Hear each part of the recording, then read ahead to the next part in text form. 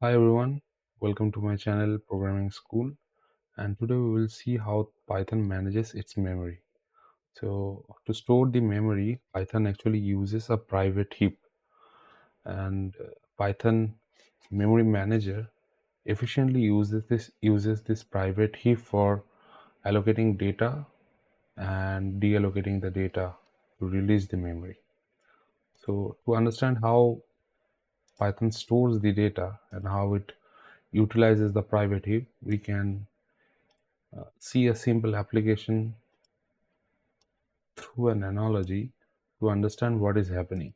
So suppose this is a Python program that stores two types of data.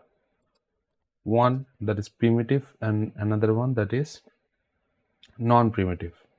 So this type of data is called actually immutable types because you cannot change the value of the variable, but you can reassign new values to the variable. And these types of variables or data is called mutable data because without reassigning another value, you can actually update the existing value. So to understand for to understand what is happening here is can be done here as well. So to understand what is happening here, we can see how Python executes these two lines of code and how these two data, that is integer 2 and a list containing the integer 2, is being stored into the private heap. So whenever Python executes this part, x equals to 2, sorry, so uh, I'm new at this, so okay, so when Python application executes this part, what it does, there is already an integer value 2 stored in the memory. Python creates a reference point from this variable to this memory address. Why 2 is already stored? Oh, because Python stores some small values like small integers, boolean values, small strings that are commonly used in an application, so that whenever this type of values are being used in your application, Python doesn't have to always uh, allocate some memory from the heap to this for these values. So it's just a process of creating the reference. So if you create z equals to 2, v equals to 2, or suppose like integer, create a variable called integer that is equals to 2, all of those values will be creating a reference to this memory address. But in case you take a large number, suppose like 2, 1, 2, 3, 4. So in that case, let me just write it so you can understand. So maybe there is a large number v equals to 2, 1, 2, 3, 4.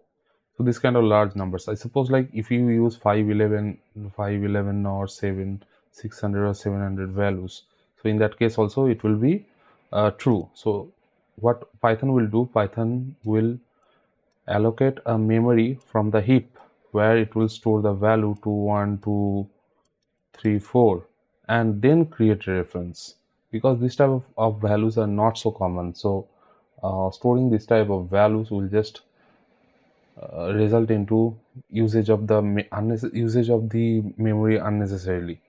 So that's why. So you can also say that Python is storing like a large number of data, like suppose like 500 or 600 integers into the memory. But if you consider the kind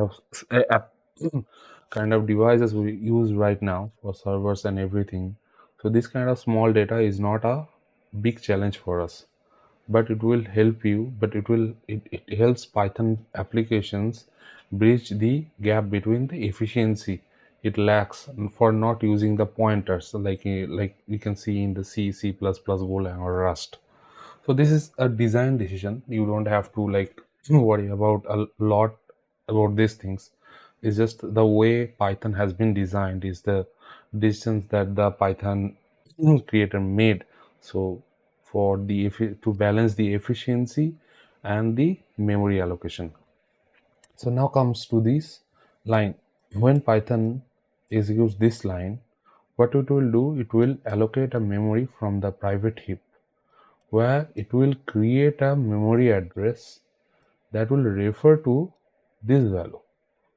So technically, this 2 and this element 2 is actually referring to the same variable. So if you check your Python code and check whether the memory address of these two values are same or not, so you will see that the memory address is same. So in Python you will use id operator or function to check the memory address. I'm not sure the memory address or something that Python interprets, like Python compiler interprets, but you get the idea. So right now, what is like how the mutable and immutable data is being managed after its creation. So you know that you cannot update this value, like you cannot update 2 into 5. What you have to do if you want to assign 2 1 2 3 4 to x, so you cannot magically update 2 into 2 1 2 3 4. You have to reassign this integer to x. So what will happen then if you reassign this one into this? Python will delete this reference and Python will create a new reference for this variable to this memory address. So you see why it is called immutable, because you cannot mutate the value that has been assigned to the variable. But why the list is mutable? Because of the same reason, because you can modify this list or mutate this list, like you can append an element, you can shift the element, you can interchange the elements, you can remove an element from the list and do all kind of everything. But this reference will remain intact until and unless you are reassigning this, doesn't matter the same list or another list here. What it will do, it will just update the information in this memory address, and suppose you append 21234, so suppose 21234, so then it will again create a memory address here and refer to this memory address where this value is being stored. Suppose you in list you append, because you know that list can support multiple data types. Suppose you are appending a string maybe has a, okay. So what will do, it will create update this memory address information or the data and create another reference here to this memory address where the actual string a has been stored. So that's why this is mutable, because you are not changing the reference for this variable into this memory address. You are just updating the data you have stored into the memory address. So right now, how does this is how you have understood, this is how Python actually stores data into the private memory heap. But how Python deallocates the memory, deallocates the data and releases the memory for further usage. So suppose like you have used, not in this case, in case of small integers that Python already pre-stores and tracks, in that case it will not be, the next explanation I'm going to say is not be applicable.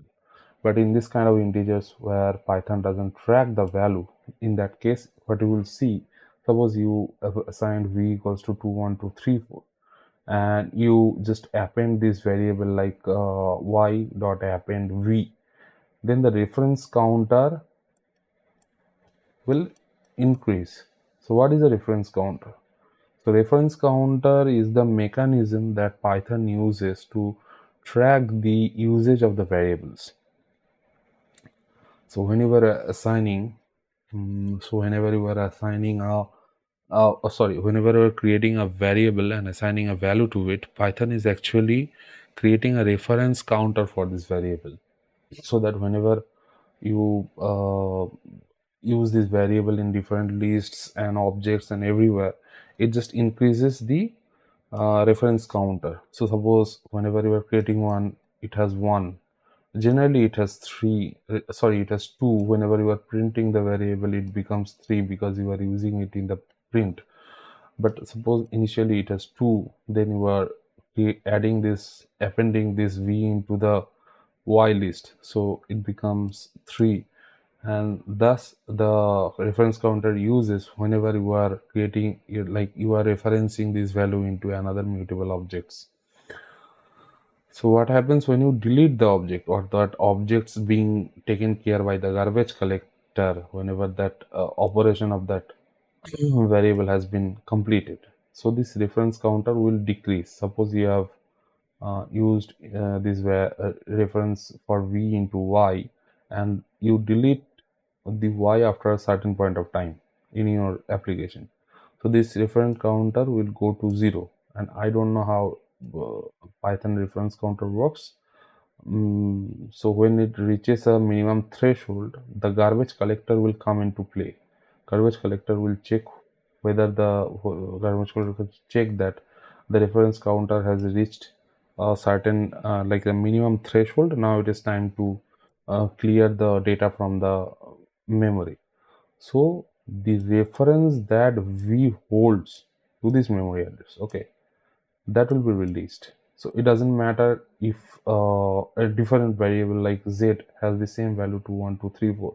In that case also, Python will create like use a separate memory address from the private heap and store this to 1 2 3 4. So Python doesn't actually use the same reference for primitive and it doesn't happen that just because the same reference has been used for two for different variables, the same will not happen for a large number, because Python doesn't keep track of these integers, large integers. I hope you got the idea. So in that case, that is the general way garbage collection is done. So now there is one more thing, like what if the reference counter never reaches the minimum threshold? So that situation happens when you are actually doing some cyclic referencing. So suppose you have created uh, a class. Okay, so you have created a class name is node.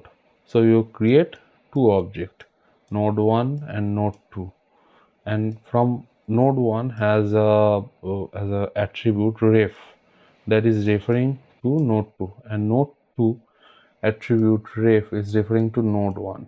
So even if you delete these two objects using a del operator, these objects will not be deleted because they have cyclic references. So Python cannot delete these objects like the normal way it can do for other objects that doesn't have any cyclic referencing. So in that case, what happens? The generational garbage collector comes into the picture. In the first attempt, it tries to delete these objects. If it succeeds, then it's good. That the memory that these two objects has obtained will be released. If it doesn't happen, this cyclic reference get updated into generation 1 list. Initially it is in the generation 0 list. It will get updated to generation 1 list, and in generation 1 list also the this cyclic reference cannot be deleted by the generation garbage collector. It will be updated to generation 2 list, and whenever a cyclic reference gets updated into generation 2 list, it will remain in the application until that application is running. So it will create a memory leak, and if that kind of referencing is done within like hundreds and thousands of the object. Okay, suppose application is running for 1 year or 1 month or 10 years, and over the period of time it has created a cyclic reference of thousands or maybe 10 thousands. So in that case, it will exhaust the memory that the system has, and eventually the system will crash. Initially, it will see the users can see some drop in the performance and everything, and finally, when the system resource will be exhausted, that application will crash. So this is like the general way like Python manages its memory, how it stores data into the private heap. It and how it deallocates data from private heap to release the data so that it can be used later. So now to see sorry sees it in like right now it's time to see what is happening in the program actually. So when you run some code, what is happening? So suppose you have a variable x and y equals to 2, and if you check x is y, so if you are checking whether these two refers to the same instance or not, it is 2. Now if you take the another example I was talking about, 2 1 2 3 4, and you create another variable y, and if you check x is y, you see it is false. So the ID of this one, the memory address of this one and memory address of this one will be different. Okay, so what you can do is now create a list x2, and what we can do, okay, that's all right. Now what we can do is print the ID of x. So the ID of x. Okay, now append maybe 2, 3 comes after 2, so append 3. Now if we again run this one, we will see that the memory address didn't change. But if we print this one, so initially it was 2, then it has become 2 comma 3. But what will happen if we reassign this same list to x again? Just create another one here. Let me just run this one. So we have reassigned this same list to x. So if we just print the ID, you can see these memory addresses are different. This is in the last one 2336 and here 296. So in case of mutable values, it doesn't matter, or not just mutable values. In case of values that Python doesn't track, Python only tracks some specific values for in primitive types, but you get the idea. The doesn't matter whether you are assigning the same value or not, Python will always store the value. Like Python will always use some memory from the private heap to store the value.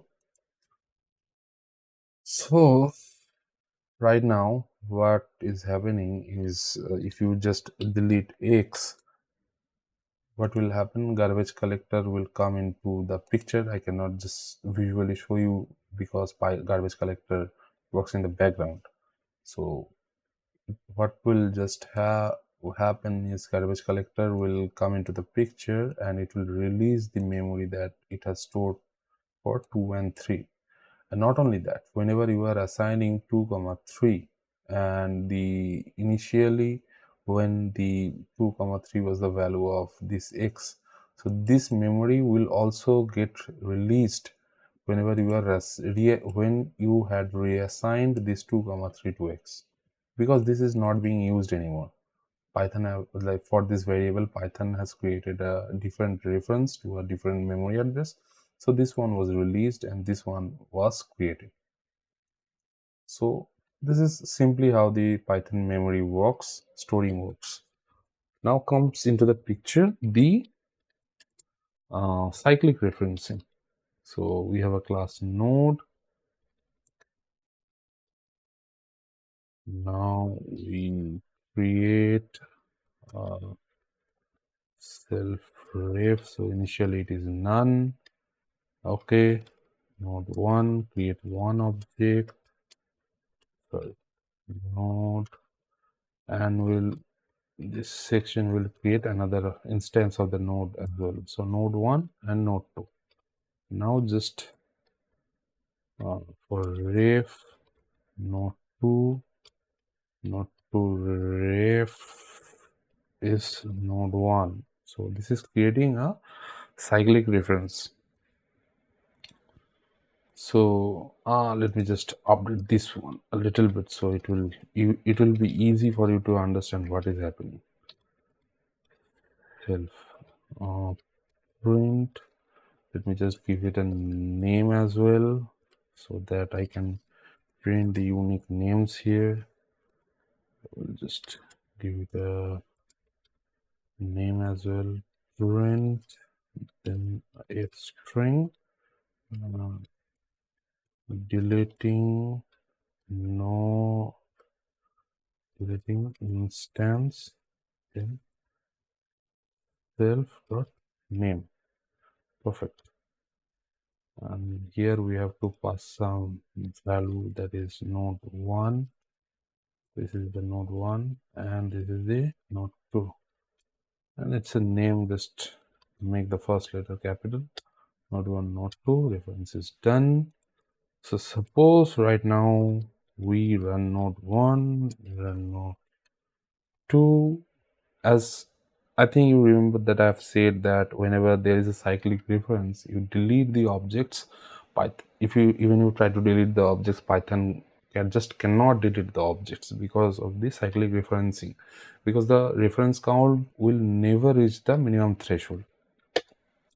See, these two parts, like if the objects were deleted, so this print should have been printed in here in the output. It didn't happen. Maybe you are saying by this editor or something missed that, or there should be some, must be some issue. No, there is no issue. This is the cyclic referencing. I will show you once we delete these two objects, these two prints, the print for node 1 and node 2, you can see in the output. So input gc,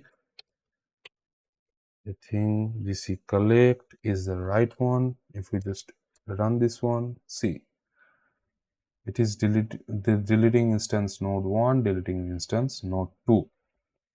So once we run the garbage collector collect method, so these two nodes has been deleted. So that's why cyclic referencing is very like a critical thing in Python, because if it's not handled properly, it can create memory leaks and eventually slow your server down, and at one point your server will crash. So this was the video on how Python manages memory. Hope you have liked it. If there is any issue in my teaching, or you didn't understand some topic or something like that, you can always comment that out. I will try to make another video on it, or I will create a blog, and just in the reply I will send you the link. Thank you. Bye.